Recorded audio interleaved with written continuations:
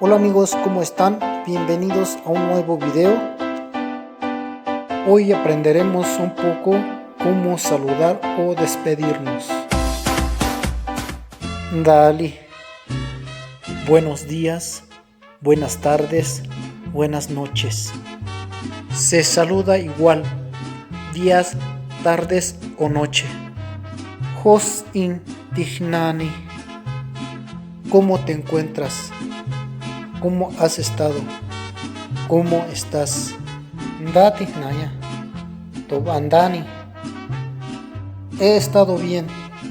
Estoy bien. Kiaskahia. Kialani. Nos vemos. Nos vemos después. Tilananday. Titom helananday. Vete con cuidado. Que te vaya bien. Dali Shemillo. Buenos días, amigo. Buenas tardes, amigo. Buenas noches, amigo. Jotondani Gaka Vele. Qué bueno que te veo. Qué bueno que te vi. Tishat Ana Mali Kaupali. Salúdame a tu mamá y a tu papá. Aquí significa lo mismo. Dale Mali Kaupali. Ahora vamos a aprender cómo se llaman partes del cuerpo. Kwa, Nzahkwa,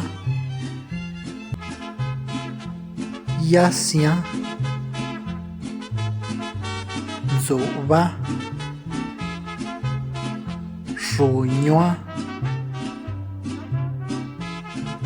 Nitwa, Shkwa, Tsaheshkwa, Yango, Nza, Nzokwa, Shongo, Shongo, Shonga, Natse, Natse.